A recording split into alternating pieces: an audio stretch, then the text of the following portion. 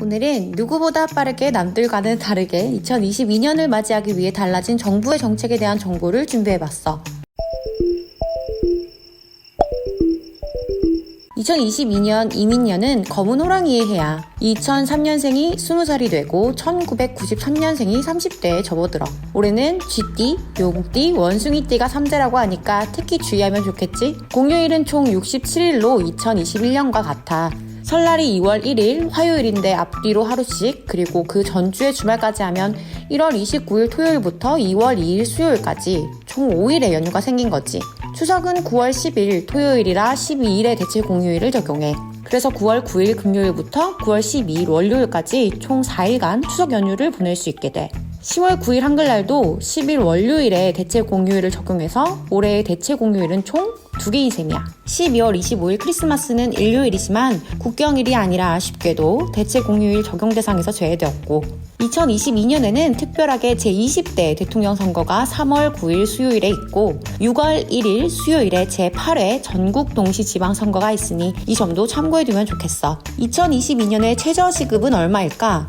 지난 8월 고용노동부는 2022년 최저임금을 21년의 8,720원 대비 5% 인상의 9,160원으로 확정했어. 자, 이제부터 정신 똑바로 차리고 들어. 엄청 중요한 내용이니까. 최저시급이 9,160원이면 하루 8시간, 1급은 73,280원.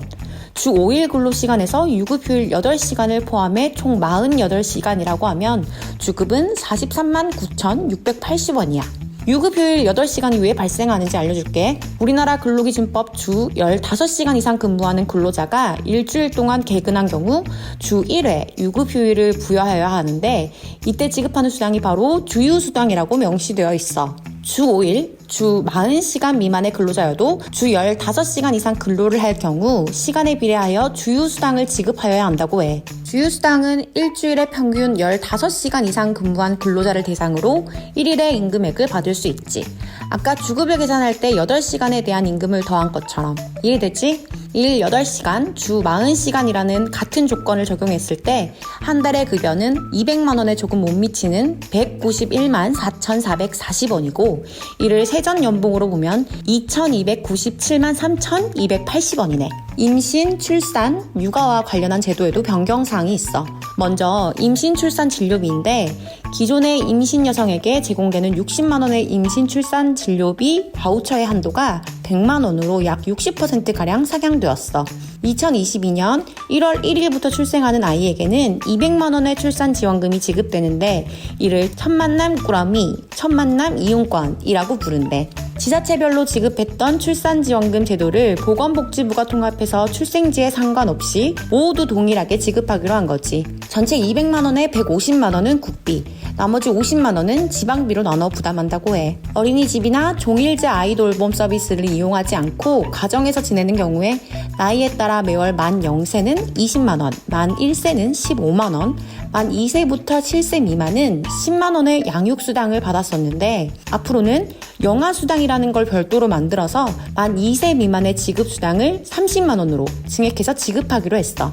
매월 10만원씩 만 7세 미만의 아동에게 지급하는 아동수당의 대상도 만 8세 미만으로 보상 범위를 확대시킨다고 하고, 2022년 달라지는 육아휴직 제도도 알려줄게. 현재 육아휴직 1개월에서 3개월은 통상임금의 80%로 월 최대 150만원, 4개월에서 12개월은 50%인 월 최대 120만원을 지급했지만 앞으로는 기간에 상관없이 일괄적으로 80%를 적용해. 육아휴직 지원금도 대폭 확대되어서 생후 12개월까지 부모가 각각 3개월 이상 육아휴직을 하면, 부모가 동시에 육아휴직을 하면 최대 600만원까지 받게 된다고 하니 이 제도도 잘만 활용할 수 있다면 회사에서 월급을 받는 것보다 이득일 수도 있겠어. 하지만 부모가 동시에 육아휴직을 한다는 게 가능한 일이긴 할까? 한 명도 쉽지 않은데 말이야. 정부에서는 영아시기 지원을 대폭 늘려서 부모가 아이를 낳자마자 맞닥뜨리는 경제적 부담을 덜어주겠다고 말했다지만 이러한 지원 정책을 굉장히 회의적으로 바라보는 사람들도 많아. 단기적인 현금 퍼주기식의 정책이 취업과 결혼,